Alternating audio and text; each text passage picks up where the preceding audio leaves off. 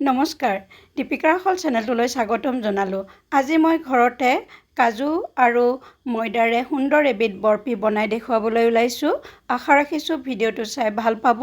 চাই ভাল পালে লাইক শ্বেয়াৰ কৰিব।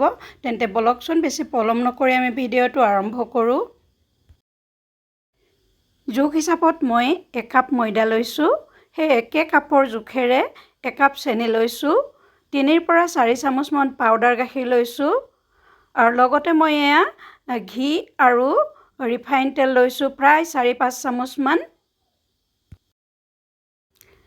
কেইটামান মই কাজু বাদাম লৈছোঁ আৰু লগতে এয়া 3 পৰা 4টা মই ইলাইচি খুন্দি লৈছোঁ।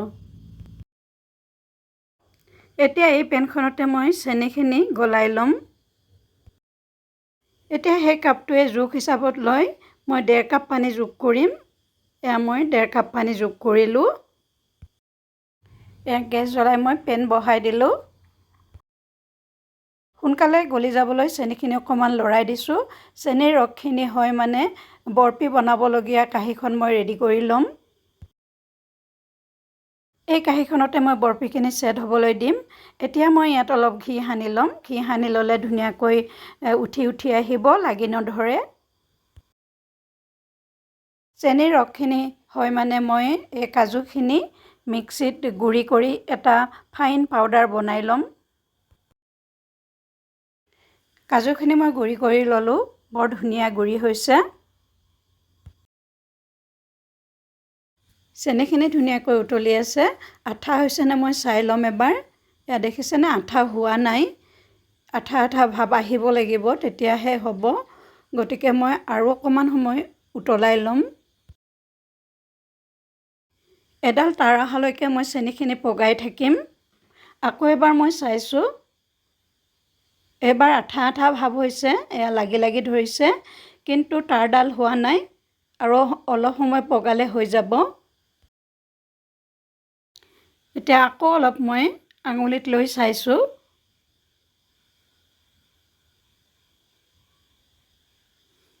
এয়া দেখিছেনে আঙুলি দুটাত লাগি আহিছে, ধুনীয়া তাঁৰ প্ৰস্তুত হৈছে।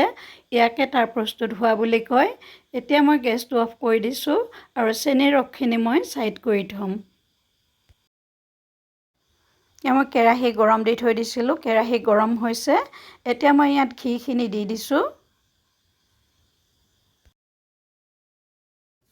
ঘি আৰু ৰিফাইন তেলখিনি গৰম হৈছে। এতিয়া মই ইয়াত ময়দাখিনি দিছোঁ। এই ময়দাখিনি মই 2 পৰা 3 মিনিট সময় একেবাৰে কম জুইত মাত্ৰ কেঁচা গোন্ধটো যাবৰ কাৰণে ভাজি ল'ম। মই কণ্টিনিউৱাছলি লৰাই আছোঁ যাতে ৰঙা পৰি নাযায়।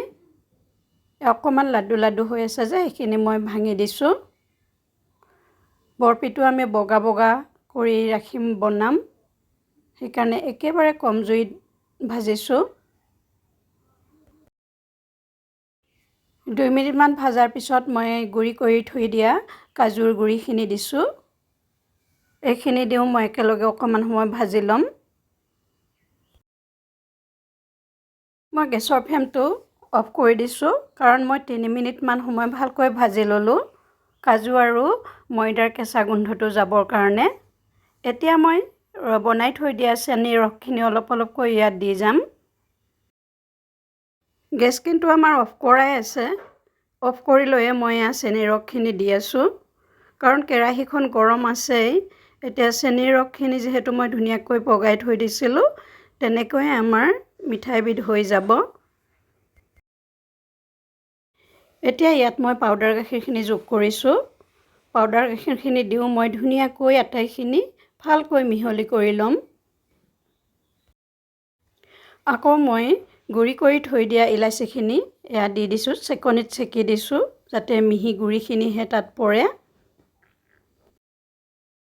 জানেই নহয় কিমান ধুনীয়া গোন্ধ ওলাই ইলাচি দিলে। সেয়ে যিকোনো মিঠাই বনালে আমি ইলাচি দি দিওঁ।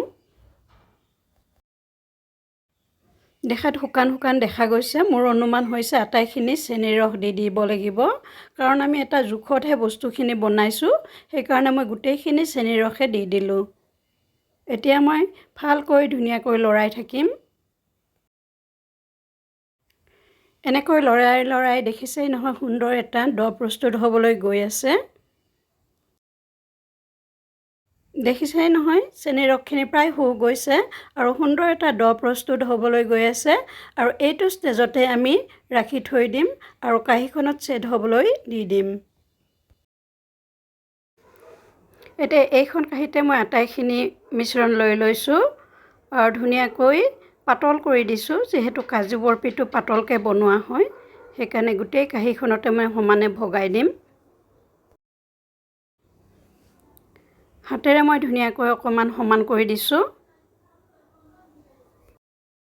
ওপৰটো সুন্দৰ মিহি হ'বৰ কাৰণে মই এতিয়া চামুচ এখনেৰে ধুনীয়াকৈ ওপৰখন মিহি কৰি যাম। ঘৰতে থকা অলপ মাত্ৰ সামগ্ৰীৰে আমি সুন্দৰ সুন্দৰ মিঠাই প্ৰস্তুত কৰি বনাই খাব পাৰোঁ। সদায় দোকানৰ পৰা আনি খোৱাতকৈ এইখিনি আমাৰ হেল্ডিও হয়। এতিয়া মই সৰু চামুচ এখনেৰে সুন্দৰকৈ মিহি কৰি দিছোঁ। ছাইডবিলাকো মই ধুনীয়াকৈ মিহি কৰি দিছোঁ। এয়া মোৰ সুন্দৰ মিহি হৈছে। এনেকৈ মিহি কৰি লৈ মই 10 মিনিটমান সময় থৈ দিম আৰু কেতিয়াবা যদি আপোনালোকে এই মিঠাইবিধ ট্ৰাই কৰে আৰু যদি অলপ ঢিলা ঢিলা হৈ থাকে তেতিয়াহ'লে আধা ঘণ্টামানৰ কাৰণে ফ্ৰিজত ৰাখি থ'ব আৰু তাৰপিছত ধুনীয়াকৈ চেপ দি পিচ পিচকৈ কাটি ল'ব। এতিয়া মই এইখিনি 10 মিনিটমান সময়ৰ কাৰণে ৰাখি থৈ দিম। এয়া দেখিছেনে কিমান সুন্দৰ মিহি হৈছে ওপৰখন।